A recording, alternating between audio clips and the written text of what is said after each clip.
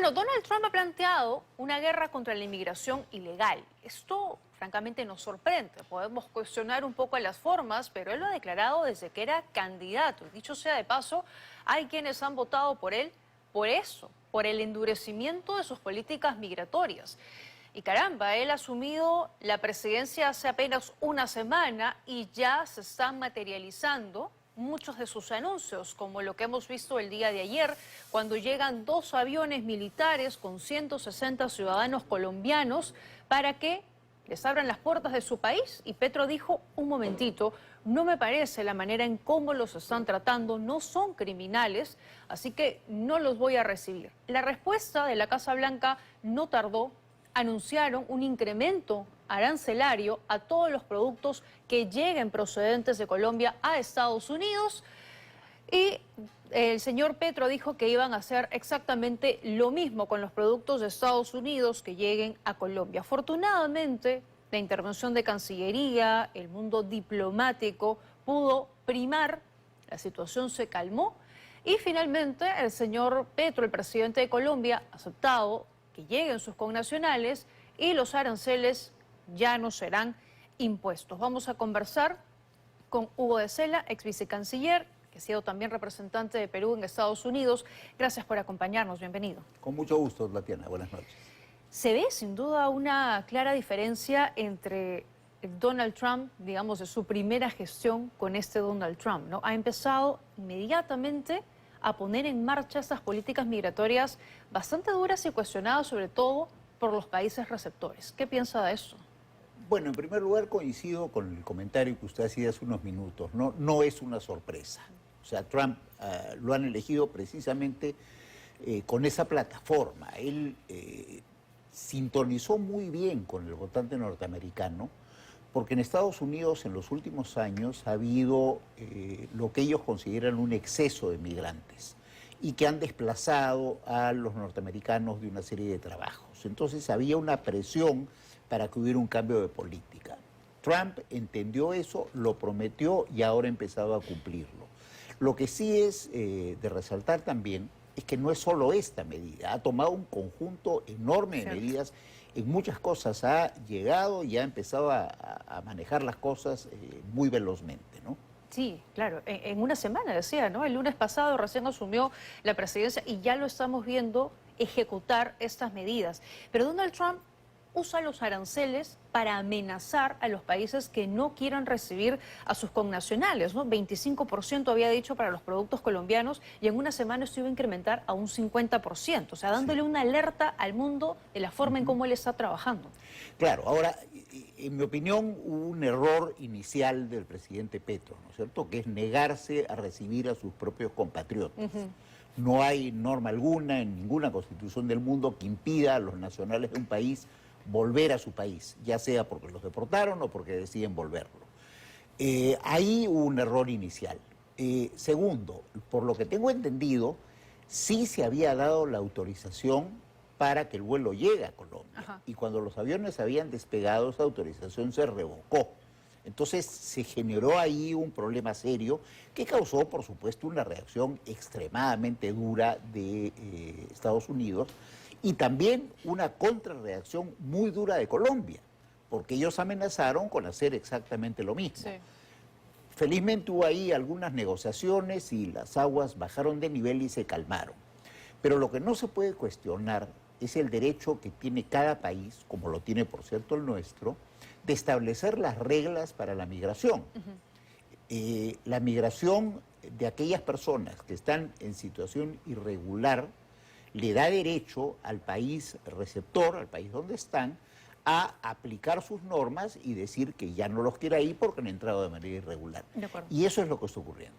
Claro, para Donald Trump ellos son criminales, delincuentes, los ha llamado de esa manera, los trata además de esa manera, lo que para nosotros vendría a ser, digamos, una falta migratoria, ¿saben? Un proceso irregular. Donald Trump y su gestión los está entendiendo de otra forma, mucho más severa, y por eso no los quiere en su país. Es verdad, las leyes también son diferentes. O sea, en el caso nuestro es una falta, como dice usted, y en el caso de Estados Unidos sí es un delito. Claro. O sea, el estar de manera irregular en Estados Unidos es un delito. Y eso implica que se aplican las reglas de ese país que es que a las personas las detienen y luego las expulsan y las envían a su país de origen, digamos, ¿no? Pero ¿le parece que, por lo que hemos visto el día de ayer entre Estados Unidos y Colombia, que evidentemente ha dado la vuelta al mundo, Donald Trump envía un mensaje a otros países y les dice, si no cooperan conmigo, habrán consecuencias severas. Aquí las cosas se hacen como yo digo y cuando yo digo. Bueno, no hay duda de que él está mandando ese mensaje, ¿no es cierto? O sea, está diciendo las cosas con absoluta claridad, está ejerciendo su derecho de expulsar a personas irregulares de Estados Unidos en toda su extensión. Y efectivamente, el mensaje fue sumamente claro, ¿no? Porque a Donald Trump además no le tembló la mano para imponer este incremento arancelario para Colombia, que es además un importante, si se quiere, socio comercial aquí, de este lado de Sudamérica. Sí. Es más importante, evidentemente, Estados Unidos para Colombia que viceversa, Sí. pero aún así, ¿no? Aún así es importante si realmente se hubiera ejecutado ese incremento arancelario. No, claro, hubiera sido terrible, ¿no? Realmente hubiera causado un daño enorme a la economía colombiana y también hubiera causado daño, aunque en menor medida, a la economía norteamericana, ¿no? Por eso es que era importante llegar a una negociación que impidiera que las personas se vean dañadas por decisiones que toman los dirigentes políticos, ¿no? De acuerdo, de acuerdo. Bueno, Donald Trump ha dicho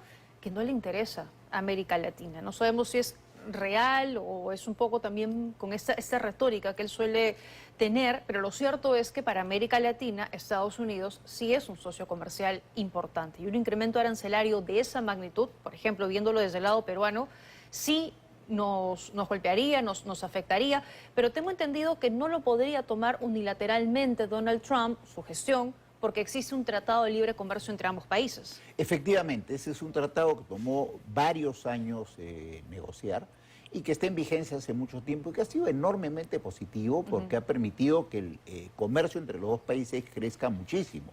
Por ejemplo, Estados Unidos se ha convertido en uno de los principales mercados para nuestras exportaciones agropecuarias. Es sumamente grato, yo he vivido ahí, como usted sabe, ir a los supermercados y encontrar productos peruanos prácticamente en cualquier supermercado. Y ese tratado está en plena vigencia y como es la naturaleza de los tratados, las cosas se deshacen de la misma forma en que se hacen. Ajá. ¿Qué quiero decir con esto? Que fue una negociación bilateral, fue una negociación entre el Perú y Estados Unidos. Si se quiere deshacer este tratado, tiene que haber una negociación también entre los dos países. De acuerdo. Y ahora, hay más de 300.000 peruanos en situación irregular, decía el canciller Elmer Schaller, pese a que muchos de ellos ya llevan años en Estados Unidos, ya tienen familia, trabajo, vivienda, pero aún así persiste un temor, porque al final Donald Trump no hace mayor diferenciación, simplemente si no tienes una situación regular, no tienes una residencia, te vas para afuera. Así es algo que efectivamente preocupa, porque se trata de nuestros compatriotas que están en peligro, y creo que ha hecho muy bien el canciller Schaller en advertir que ellos están en esa situación. Y también ha dado la noticia de que aquí se está haciendo una coordinación, entiendo, entre varios ministerios para estar más o menos preparados para cuando vuelvan nuestros compatriotas. Creo que eso es algo positivo, definitivamente. De acuerdo. Vamos a escuchar también las declaraciones del canciller. Se ha pronunciado el día de hoy sobre la situación de los peruanos en condición irregular en Estados Unidos. Lo que para nosotros es una falta migratoria, para los norteamericanos es una ofensa criminal. En ese sentido, ellos actúan con toda la fuerza de la ley.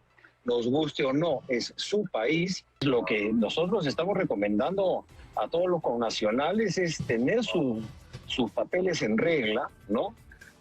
Hacerse asesorar con la ayuda que la hemos triplicado, incluso la ayuda legal, la asistencia jurídica que proporcionan los consulados, de manera tal de resguardar lo máximo posible los derechos de nuestros ciudadanos. Claro, es una medida dura, pero decía el canciller, nos guste o no, es su país.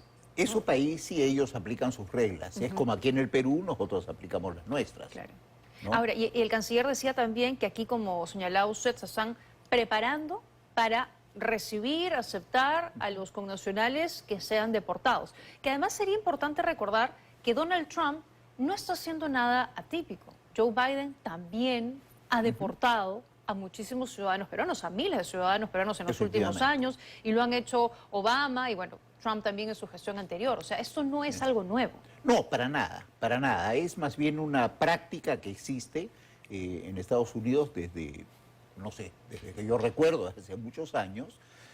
Y lo que hay es un entendimiento con el Perú en el sentido de que se avisa al gobierno peruano cuando va a haber un vuelo en el cual vienen personas deportadas. De tal manera que aquí puede haber la mínima preparación necesaria para recibirlos. ¿Le parece entonces acertada la respuesta del canciller? Sí, creo que es perfectamente correcta. Y me parece muy bien además los consejos que se dan a los peruanos en Estados Unidos particularmente. Es decir, que tengan sus papeles en reglas y que tengan claro que pueden acudir al consulado, a los consulados del Perú, que hay una red, si no recuerdo mal, de 16 consulados, para poder ser ayudados en la medida de lo posible. Me imagino que deben estar abarrotados. Bueno, sí, en estos días ser cónsul en Estados Unidos debe ser bastante cansador. Bastante agotador y funcionario, ¿no? Por allá. Así es. Decía también el canciller que van a haber medidas para, por ejemplo, reinsertar laboralmente a esos peruanos que eventualmente llegasen. No sé si lleguen a ser los 300.000, pero probablemente sea un grupo importante, ¿no? La comunidad peruana ya supera el 1.000.000, me parece, ¿no? Sí, más o menos, ese es el cálculo. Es más o menos. Y es un cálculo porque en realidad, a pesar de que se les pide, los peruanos no se inscriben en los consulados y por lo tanto no hay un número exacto. Claro, pero más o menos ese es el cálculo.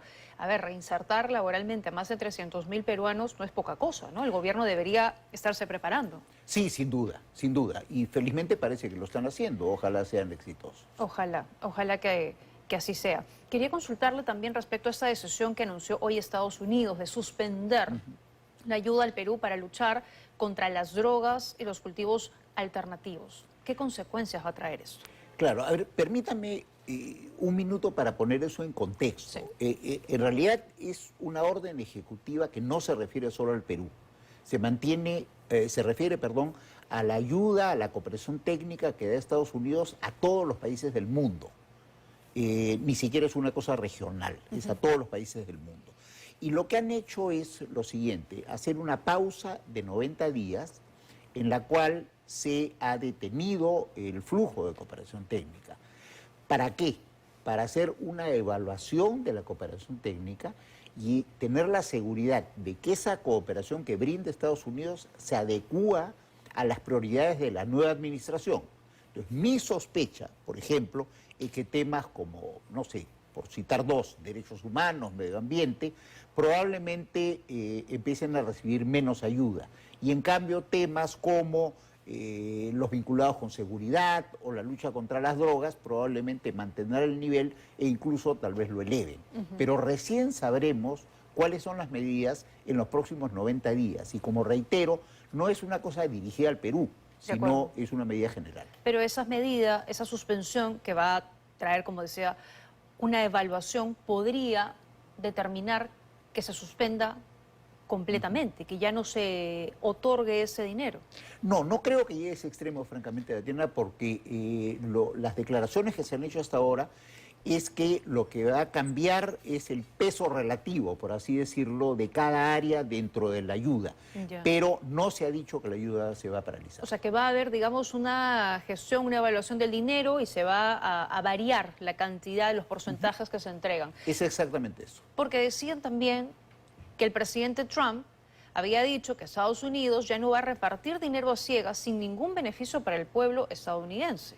¿Cómo interpretamos eso? Claro, lo que pasa es que él ha cambiado el énfasis en el proceso de toma de decisiones. En el gobierno de Biden, el enfoque era más bien temático. ¿Qué quiero decir? Que si se quería empujar determinados temas, se asignaba cooperación y se asignaba ayuda para esos temas. Hoy en día el criterio de medición de la ayuda, el criterio de orientación de la ayuda de Estados Unidos es en función de los intereses norteamericanos. Aquello que más los beneficie o que más los preocupa va a tener más cooperación. Por eso es que yo mencionaba, por ejemplo, el tema del narcotráfico, que es un tema que los afecta directamente y seguramente van a querer seguir cooperando en ese asunto. Porque eso justamente, digamos, la lucha antidrogas no se ha logrado reducir, no ha logrado los resultados esperados. Es más, en los últimos años ha habido un incremento del consumo de estupefacientes en Estados Unidos y eso es algo que me imagino sí les debe preocupar. Sin duda alguna. El problema de las drogas es un problema complejo, ¿no? Porque hay países donde se produce droga, países de tránsito y países de consumo. Entonces, si se quiere resolver el problema, tiene que haber una conjunción de esfuerzos de los tres tipos de países y hasta ahora, hay que ser franco, creo yo, esa conjunción de esfuerzos no ha sido muy exitosa. Marco Rubio, el secretario de Estado, decía: cada dólar que gastemos, cada programa que financiemos, cada política debe justificarse en la respuesta a tres preguntas. ¿Hace que Estados Unidos sea un país más seguro? ¿Hace que Estados Unidos sea un país más fuerte? ¿Y hace que Estados Unidos sea un país más próspero? O sea, por ahí, digamos, va a ir un poco la política y la evaluación y las inversiones, ¿no? Claro, esos son los criterios nuevos que ahora la administración de Trump va a aplicar a rajatabla, ¿no? Y yo creo que lo que hay que hacer es, teniendo en cuenta esos criterios, procurar, como usted lo insinuaba, atraer inversiones norteamericanas hacia áreas en las cuales ellos reciban un beneficio, pero también, por supuesto, lo recibamos nosotros. Claro, porque hoy se le consultaba al ministro de Desarrollo Agrario y Riego, Ángel Manero, sobre esta decisión estadounidense, y lo que decía era que si bien Estados Unidos había sido un aliado importante en el desarrollo de cultivos de café y cacao, pues que es una labor, decía él, que tenemos que sustituirla con recursos peruanos y que esto realmente no va a afectar. O sea, el Perú hoy puede hacerle frente al narcotráfico, a los cultivos, con sus propios recursos, con su propia capacidad. Yo creo, como decía hace un minuto, que ese es un problema complejo y que requiere la cooperación de varios países. Dudo mucho que un país singularmente pueda resolver un problema de este tipo.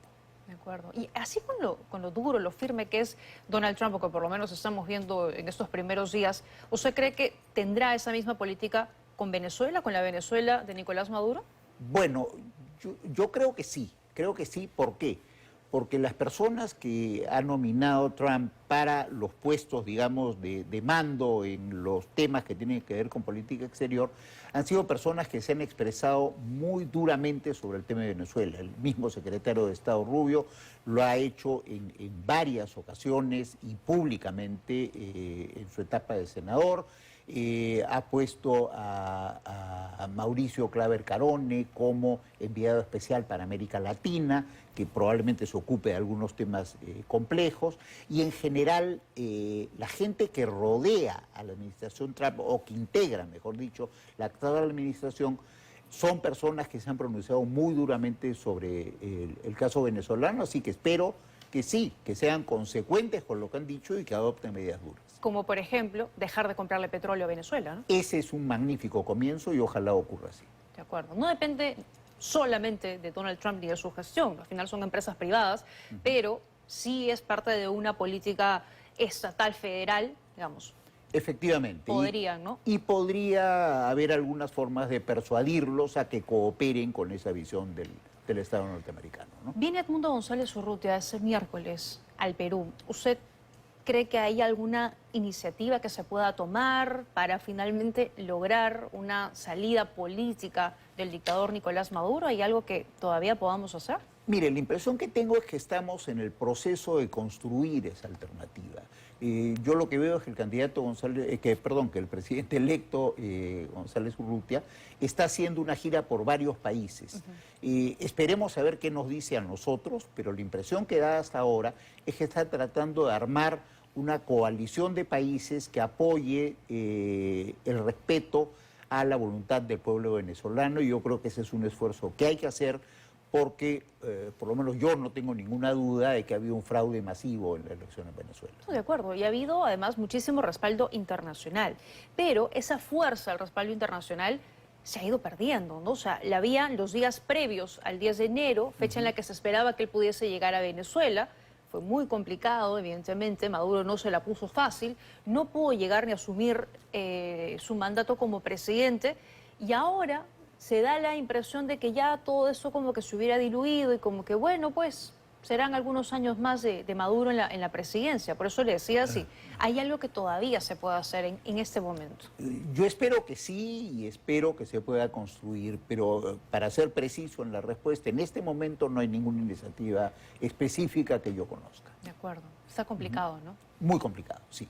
Muy Y complicado. es muy penoso lo que ocurre con el pueblo venezolano, ¿no? Es Sí. muy lamentable porque es un país que era muy rico, muy próspero y hoy en día es un país en ruina, ¿no? Sí, sí. Así Y es. además que lo que se había, digamos, proyectado de alguna manera era que si Maduro se quedaba un periodo más, iba a volver a salir una cantidad enorme de ciudadanos venezolanos buscando un futuro, ¿no? Que no lo encuentran. Sí, es muy lamentable tener que irse de su propio país para continuar sobreviviendo mínimamente, ¿no? Claro. Es realmente penoso que eso ocurra. Yo espero, es más una esperanza, pero ojalá se pueda Ojalá, hacer sí. algo. Sí. Y bueno, y si el tema, digamos, continúa así, sí debería haber alguna respuesta del continente, por lo menos, para esa nueva ola, ¿no? Que pudiera haber. Así es, hay que trabajar en eso, sin duda hay que hacerlo y muy duramente. Gracias por habernos acompañado, embajador, esta noche. Muchas gracias también. Muy bien, vamos ahora a cambiar de tema. Atentos, por supuesto, a lo que vaya a decidir Donald Trump en Estados Unidos, pero vamos